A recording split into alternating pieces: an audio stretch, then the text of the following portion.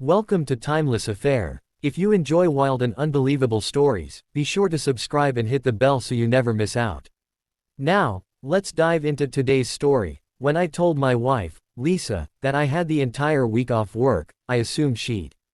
I am a heavy equipment mechanic and unfortunately I end up working a lot of hours. Lisa had a 3-day vacation planned with her sisters at Lake Wenena. They usually rent cabins and the Fames spend 3 days swimming, hiking, and having fun around the campfire. I had already told the wife that I wouldn't be able to make it and she seemed to understand. It was the middle of the week. I make good money, especially on the overtime. I missed most of these outings, so I was really glad when I could get some time off. Hi honey, good news, I'll be able to go along with you guys this time. That's great Bob. I'm sure the kids will appreciate it and you will have some fun too. If it is okay with you, I am going to take the dirt bike along. There are some designated trails up there that I would like to try. I'll only do it if you are okay with it. I don't want to cause any problems. That's good. There is a lot of mountain at Lake Viona and you should get in some good rides. Enjoy yourself.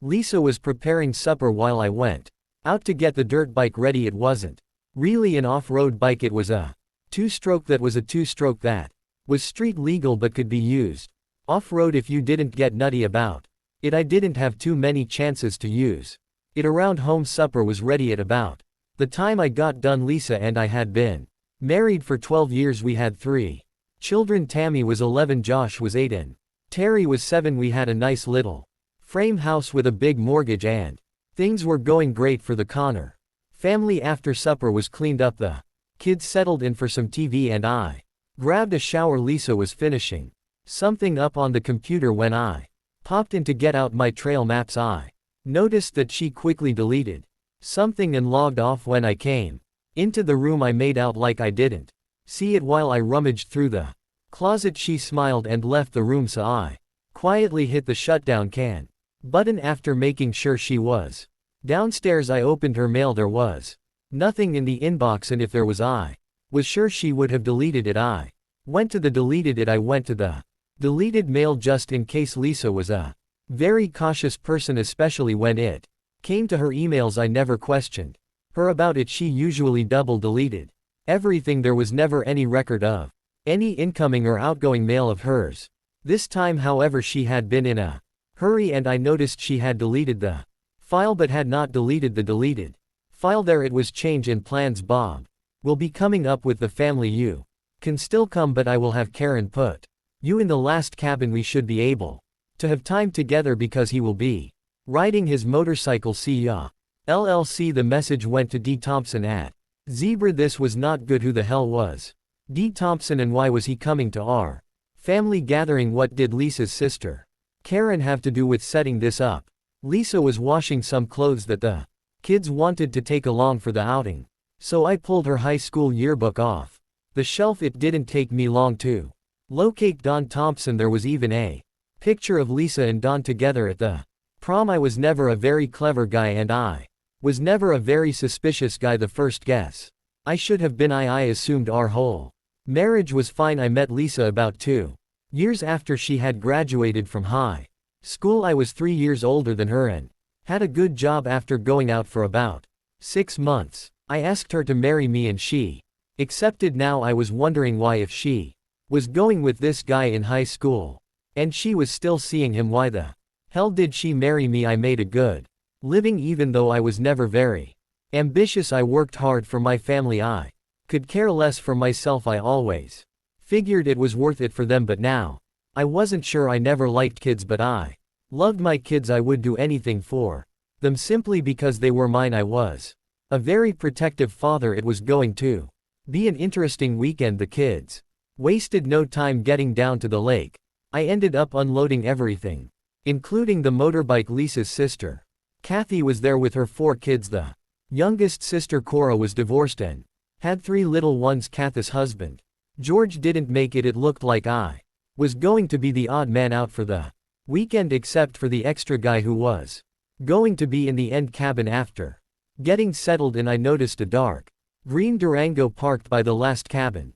We all had a quick lunch and I announced I was going for a ride. I had the bike all ready, and grabbed the video camera. Before leaving, the bike was a noisy little sucker, and I was sure that Lisa was counting on that so she could be assured I didn't sneak back. I went about a 4-mile, let the bike idle for a while, and then shut it down. It only took about 10 minutes to walk back to the campgrounds. The three sisters were sitting around the picnic table chatting, while the kids were scattered all over the place. About that time, a tall, good-looking fellow who I assumed drove a Dodge Durango came over to the table.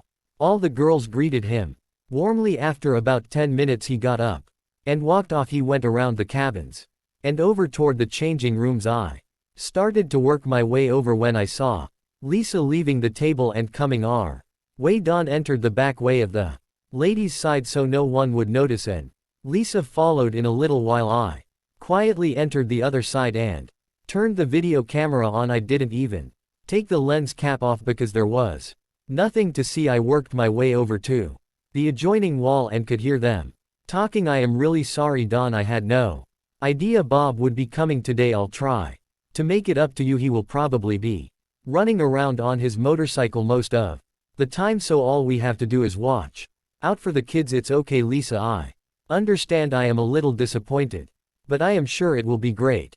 Regardless, they are going to have a little sing-along thing tonight by the cabins. I will sneak down to the lake and we can have a swim together like old times. Kathy will see to it that Bob is kept occupied. I don't know if I can wait that long, he replied. Silly boy, let's see. I think I can take care of you a little bit so you can make it till dark. I could hear the sound of a zipper and some clothes being removed as Dawn started to moan. It was even that he was getting a _ from my wife. I listened carefully and could hear her slurping and humming as she worked on him. Finally he started to moan and breathe a little faster. After a few coughs and the sound of spitting, Lisa started to giggle. Okay, Dawn, that should hold you until tonight. I have to get back to my sisters. I sat there stunned. I was heartbroken, but what the hell did I expect? I was sneaking around trying to catch her, and I guess I was disappointed that it happened at all, but I knew it was going to. I stayed in the bathhouse another 10 minutes after they left trying to figure out what to do. It was depressing as hell, and I hated being depressed. I didn't get any video, but I did get 10 minutes of good audio on the camera. I walked back to the bike and then took off on a long, rough ride. It would be so easy to confront Lisa and have it out, but it was just not my style. Actually, I didn't have a style. I was just non-confrontational about most problems. For 12 years I thought I had a great marriage, and now I find out I was just a provider for my wife and kids, a necessary convenience. I spent the better part of the afternoon surveying the area around the beach. There was a long grassy slope going down to the water's edge. The beach was narrow with rocks and woods on the side. There was a fire pit in the middle about 50 feet from the beach. Lisa, Kathy, and Cora had taken the kids on a hike up to a local waterfall. I took the time to collect and arrange a lot of wood in the fire pit. I put kindling on the bottom and carefully stacked up some nice dry logs on the side. I found some cardboard that I was able to layer on the bottom. To help in starting, there were not many people at the site, so I didn't draw any attention. I didn't notice Dawn anywhere.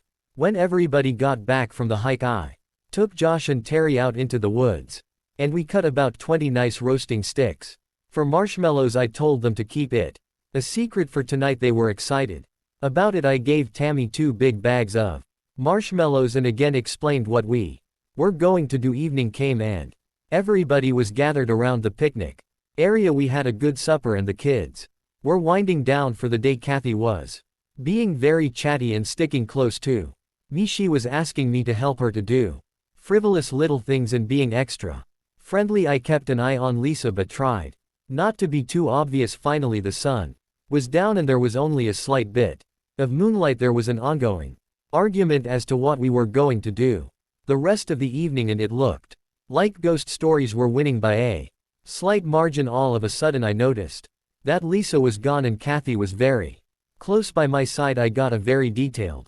explanation about how Kathy's husband, George, was redoing their kitchen. She was making a great effort to keep me interested, but my mind was elsewhere. I Finally excused myself to go to the cabin for the video camera since it was in the opposite direction from the lake.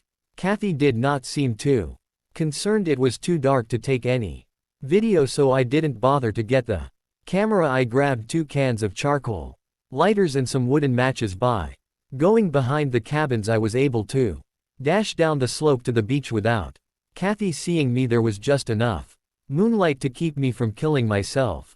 As I got closer I got quieter. I could make out 2 figures in the water. On the grassy area near the beach was a blanket Lisa and Don had left their clothing and underwear on the blanket, along with 2 towels. I carefully lifted all 4 corners of the blanket and walked over to the fire pit. I emptied 1 can of charcoal lighter on the wood, and then placed the blanket on top and added lighter fluid. With a quick flick I threw the barn burner on the pile of combustibles and jumped back. I was still too slow. I singed my eyebrows and the hair on my arm when the pile of wood erupted in flames. That was the signal.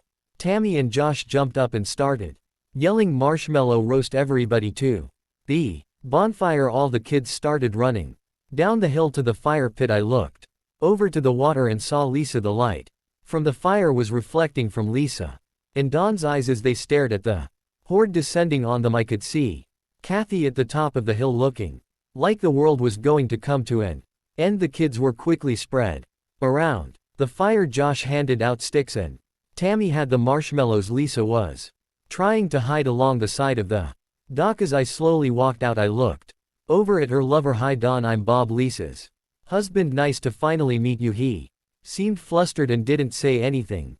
"Lisa, can I help you up the ladder so you can join your children around the campfire?" "No damn it, just go over to the blanket and get our towels." "So sorry, honey, I'm afraid I used the blanket, towels and clothing to start the fire." "A great fire, isn't it?" "No Bob, no. Why the hell did you do that? How are we going to get out of the water?" "I am sure Kathy will be more than happy to help you. I am going home." Kathy passed me on the dock.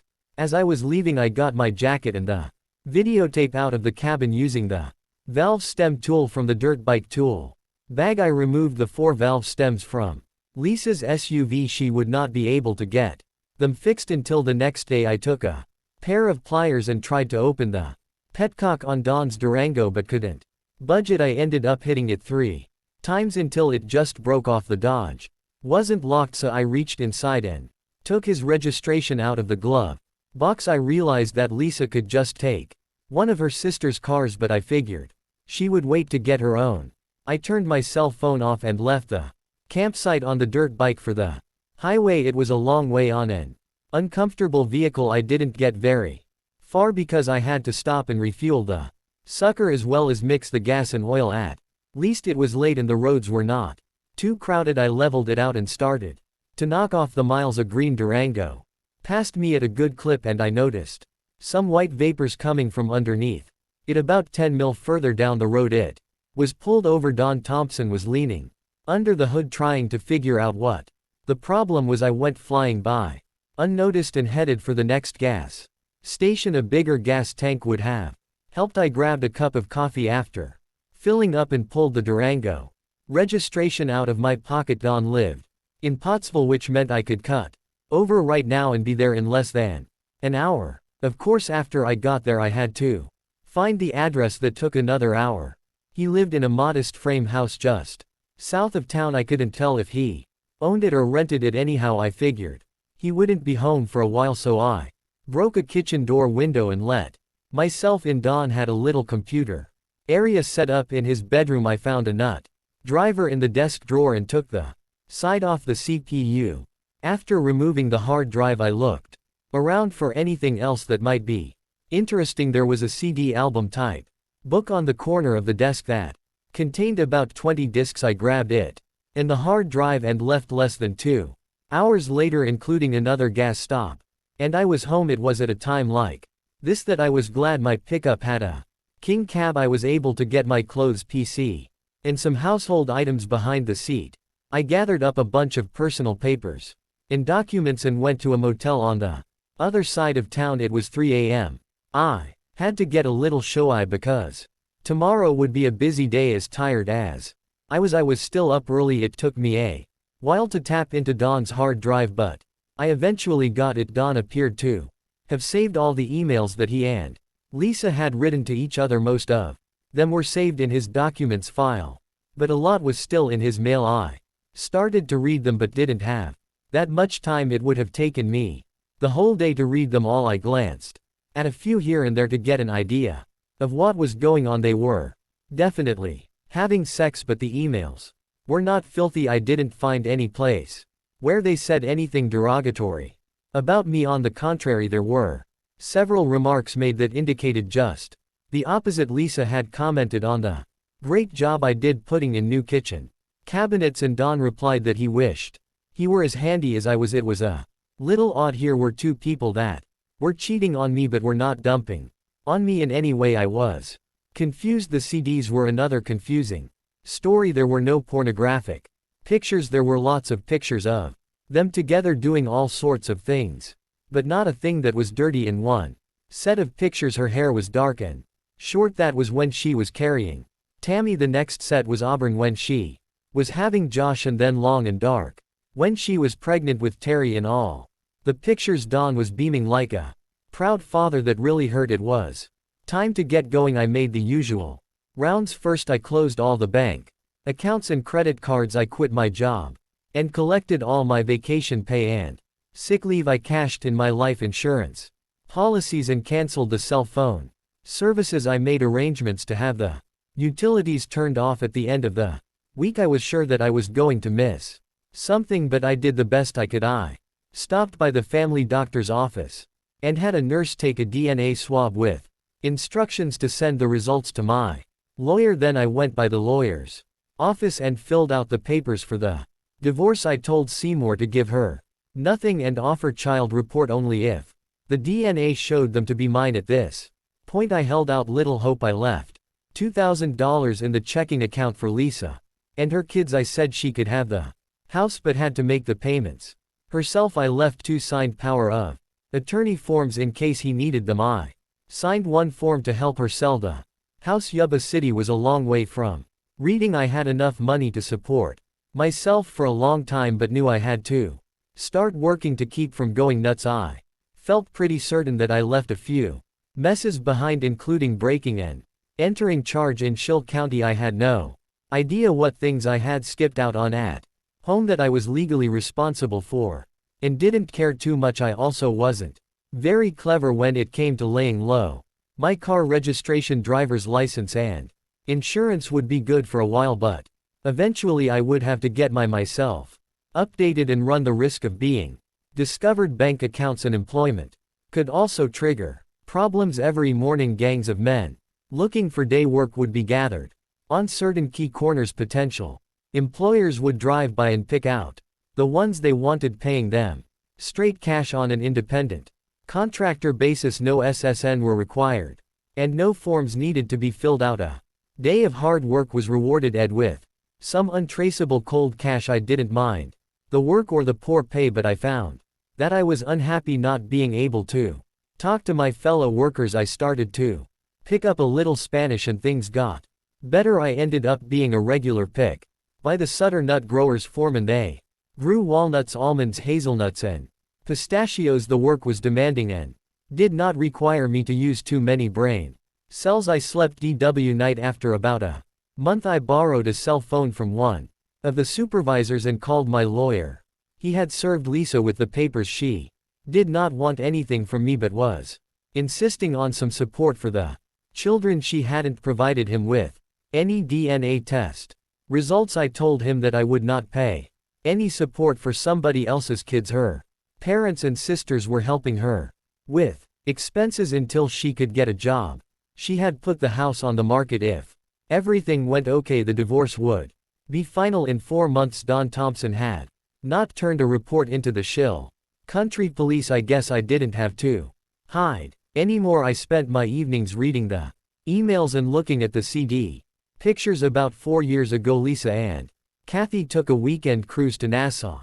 Lisa spent the cruise with Dawn Thompson, and Kathy was with another fellow, not George, her husband. I was able to find out from the emails that his name was Richard Witt. It was not a pleasant set of pictures to look at. From the pictures it Became apparent that Lisa and Don shared a cabin. I had loved Lisa and would do anything for her. I had a hard time accepting all the new information that I was finding. How could I have been so stupid? Suitor nut growers had two big tree shakers. One of them was broken when I started working there, and today the second one broke. The company had to get a serviceman to come up from Sacramento to fix them. They were going to cut the workday short and send everybody home, so I asked the supervisor if I could look at it. It only took about an hour for me to get it up and running. All my amigos were happy because they got to finish out the work shift. I spent the rest of the day working on the second shaker and finally got it running at about 700 that night. Everyone else had left earlier, so the supervisor, John Foreman, offered to give me a ride.